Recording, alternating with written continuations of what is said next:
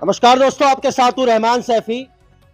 और आज पहुंचा हूँ नया वार्ड जो है 208 है, पुराना वार्ड 232, जगतपुरी वाल्मीकि मोहल्ला।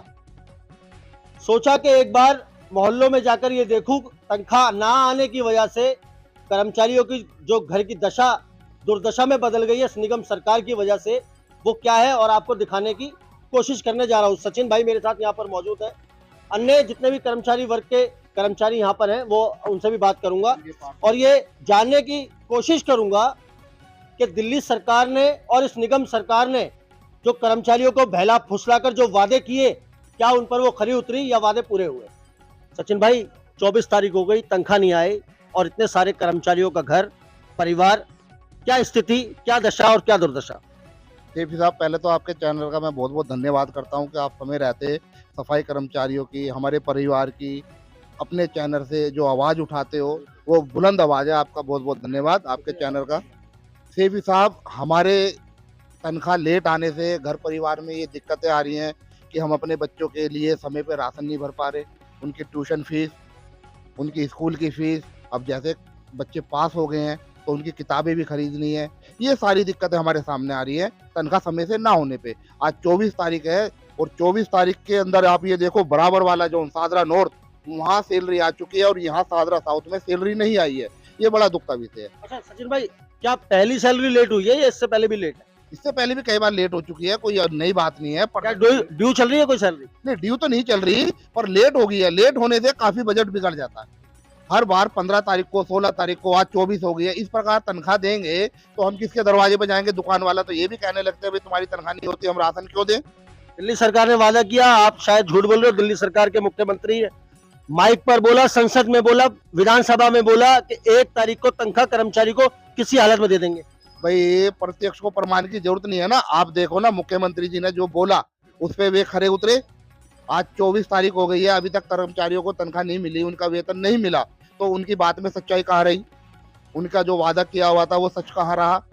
हम उसको कैसे मान ले? वाल्मीकि समाज ने एक तरफा उनको वोटिंग किया और उसके बाद भी वाल्मीकि समाज परेशान है। लोग बाग रिटायरमेंट हो गए, उनकी पेंशन नहीं मिल रही है समय पे।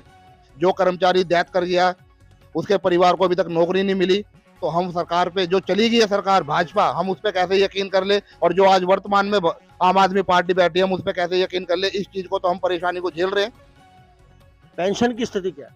पेंशन की स्थिति ये है, 4-4 महीने में, 5-5 महीने में एक बार पेंशन देते हैं। जब तक वो पेंशनधारी क्या करेगा?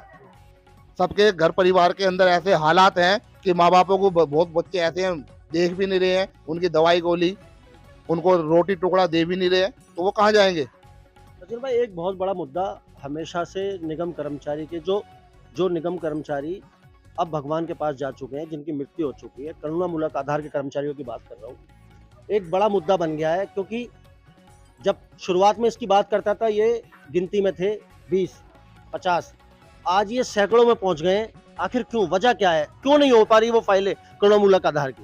करुणामूलक आधार जब ईडीएमसी था, कंबाइंड एमसीडी नहीं थी। एक बार 2017 में बोर्ड बैठा था, जो भी हमारे समाज के व्यक्ति डेथ कर गए हैं उनके परिवार के लोगों को जो नौकरी मिल गई, 2017 में लास्ट बोर्ड बैठा था। उसके बाद नहीं बैठा।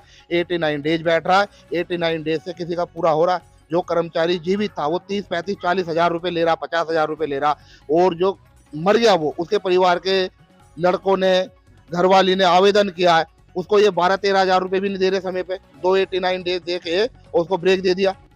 अब कंबाइंड एमसीडी में जो भी फाइलें इन्होंने दोबारा मांगी है और वो गई है अम्बेडकर स्टेडियम, अभी तक वो होके भी नहीं आई है। कमिश्नर साहब तो ये भी कह रहे हैं कि पक्के होने की फाइल भी उन्होंने मंगाई है। हर जोन से 12 के 12 जोनों से हर महीने 10 कर्मचारियों की फाइल वो मंगवा रहे हैं। सच्चाई लग रही है क्या इस बात? इसमें कोई सच्चाई नहीं है। अगर उन्हें पक्का कर रहा हो तो 20 साल के, 21 साल के, 18 साल के, 19 साल के वाउचर वेरीफाइड ना करें। वो जब कर्मचारी लगा उस दिन का करें और आज वर्तमान का करें। 1 महीने में 100 कर्मचारी पक्का हो जाएगा।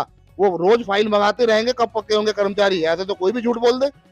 लेकिन वो ये कह रहे हैं कि मैं यूनियन नेताओं पर भी आ रहा हूँ, वो यूनियन नेताओं के बारे में आला अधिकारी निगम के ये कह रहे हैं कि वो फाइलों के नाम पर अपने घर की रोटियां सेक रहे हैं, कर्मचारियों से उनका कोई सरोकार नहीं। देखो, ऐसा है, जितने भी संगठन चल रहे हैं सब अपने समाज के और सफाई कर्मचारियों के हित में कार्य करते हैं। ये एक झूठा आरोप है सभी संगठनों पे।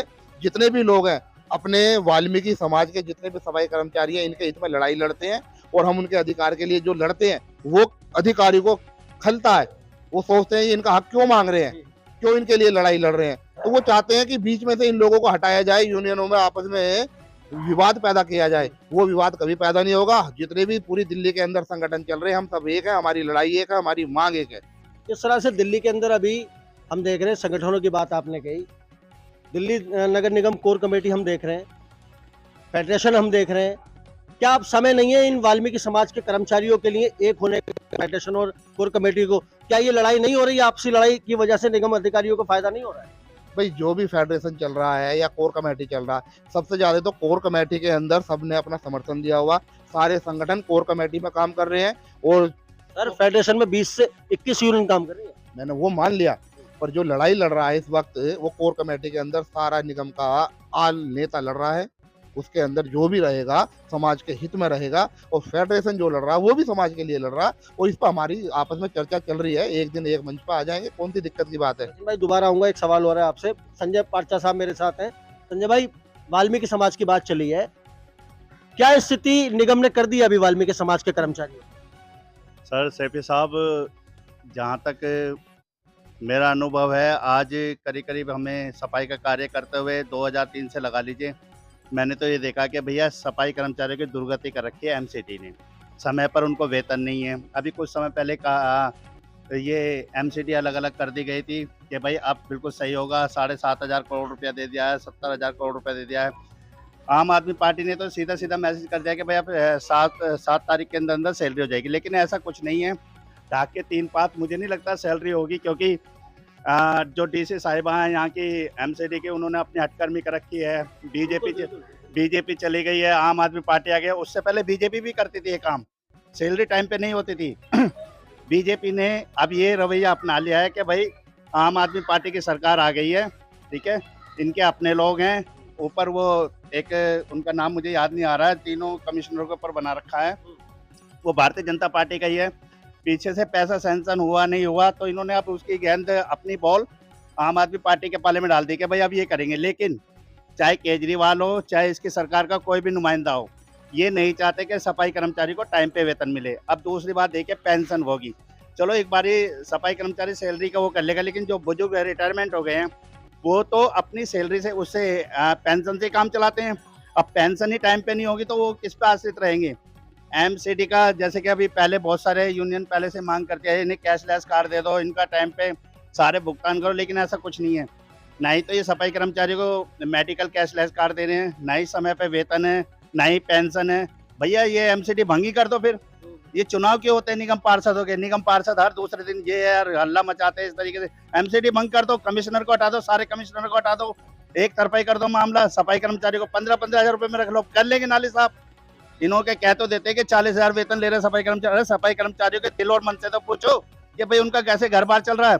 साहब अभी मेरे भाई ने, सचिन ने कहा कि भाई राशन वगैरह तो एक बहुत छोटी बात होगी है। आप तो भैया हमें देख के ही दुकानें बंद हो जाती हैं कि भाई सफाई कर्मचारी अरे टाइम पे बंद कर लो, क्योंकि मना तो कर नहीं पाते। वो सीधा सेटर बंद कर देते कि ये ना ही आएंगे और ना ही हम इन्हें राशन देंगे। तो सर मैं तो कमिश्नर साहब से जो अब तो भैया एक ही हो गई है एमसीडी, पहले अलग अलग थी, तब अलग अलग थी, तब भी यही रवैया था, आज एक हो गई। अब मैं कमिश्नर साहब से एक बात कहना चाहता हूँ कि भाई लोगों से खिलवाड़ मत करो। कुछ ही सफाई कर्मचारी रह गए, ना आपने भर्ती खोल रखी है, ना कुछ ही कर्मचारी रह गए। इनको समय पे वेतन दे दो, बुजुर्गों को पेंशन दे दो, और हो सके तो कैशलेस कार्ड दे दो।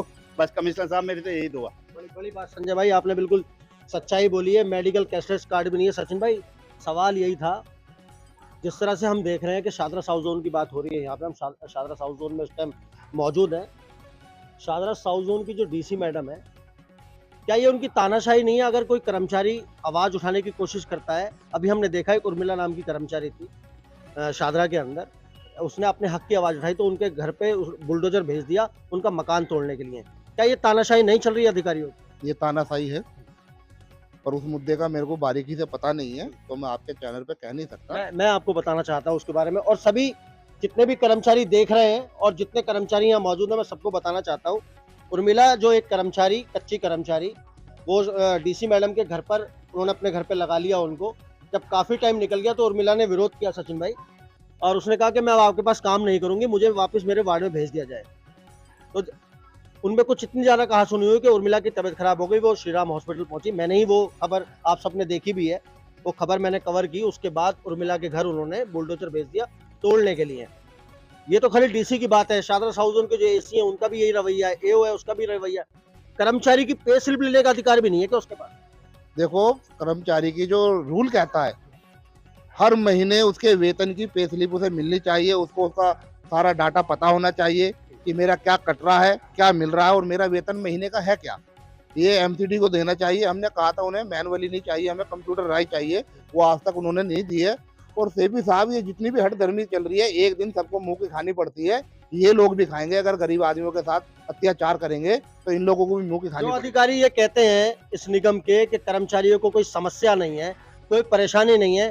सचिन भाई, जब हम हाजिरी छुटती है ना, अभी मैं एक हाजिरी पे पहुंचा तो मैंने देखा बलदेव पार्क है सोम बाजार में, उसके किनारे पे एक हाजिरी छुट रही थी।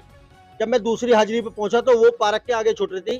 तो वहां की जो महिला कर्मचारी थी, मैंने उनसे पूछा कि आपकी हाजिरी यहाँ क्यों छुट रही है, शेल्टर हाउस नहीं है क्या आपके पास? तो उन्होंने बताया हमारे पास कोई शेल्टर हाउस नहीं है, और अगर हम किसी के घर के बाहर बैठ के खाना वाना खा रहे हैं हाजिरी छुटने के बाद या काम के बीच में, तो वो घर के नीचे से पानी आता है एक बाल्टी, और हमारे सारे कपड़े और खाना खराब हो जाता है। सेपी साहब, तो ऐसी दुर्दशा क्यों है इतनी सारी यूनियन और यूनियन नेताओं के होने के बावजूद? सेपी साहब, मैं आपके चैनल के माध्यम से फिर यही बताना चाहता हूँ कि निगम के आला अधिकारी वो मेरे से डिबेट कर लें, मैं करने के लिए तैयार हूँ। वो बोलते हैं सफाई कर्मचारियों की समस्या नहीं है, उन्हें समस्याओं को मैं बताऊंगा ना, हमारे सफाई कर्मचारियों को कितनी समस्या है, उनके लिए बैठने के लिए हल क्या है उनका हल? हल तो यही है कि इनकी हठधर्मी का किसी ना किसी को तो इनके सामने जाके टकराव करना पड़ेगा, इन पे सर, वो करना पड़ेगा। किसी ना किसी को जानना चाहते हैं ना कर्मचारी, कौन है वो? कोई भी हो सकता है, मैं हो सकता हूँ, मैं किसी को क्यों मैं हो सकता हूँ, मैं लड़ूंगा, इनकी लड़ाई लड़ता हुआ आ रहा हूँ, उसके लिए चाहे मुझे कुछ भी करना पड़े। या अगर निगम कोई एक्शन भी लेता हमारे संगठन पे, हम पे, तो हम उसके लिए एग्री है, हमें कोई फर्क नहीं पड़ता। अपने बहन भाइयों के लिए लड़ाई लड़ने के लिए हम हमेशा तैयार हैं, और जब मर्जी ये हमसे डिबेट कर सकते हैं और हम समस्या गिनवाएंगे। अगर ये हमारी बात का जवाब दे दें तो हम अपनी नेतागिरी छोड़ देंगे। मेयर मैडम तक ये खबर जा रही है, और मेयर मैडम इस टाइम इस खबर को देख रही हैं, क्योंकि ये खबर, मैं ये बात इसलिए कह रहा हूँ कि मेयर मैडम कह रही है कि कर्मचारियों को कोई परेशानी नहीं है, कर्मचारियों की जिंदगी जो है बड़ी सुख सुविधा से चल रही है। ये वो हाल है जो हाल अब बेहाल हो गया है इस निगम सरकार की वजह से। मेयर मैडम इसको जरूर देखें और समझे कर्मचारी की परेशानी। हर चीज, हर बात कर्मचारी के लिए होनी चाहिए, ना कि और दूसरे विभागों के लिए या अपने जितने भी नेता हैं उनके अपने लिए। तो दोस्तों, बने रहिए हमारे साथ, मिलते हैं आपसे अगली खबर में। जब तक के लिए जय हिंद, जय भारत, जय संविधान।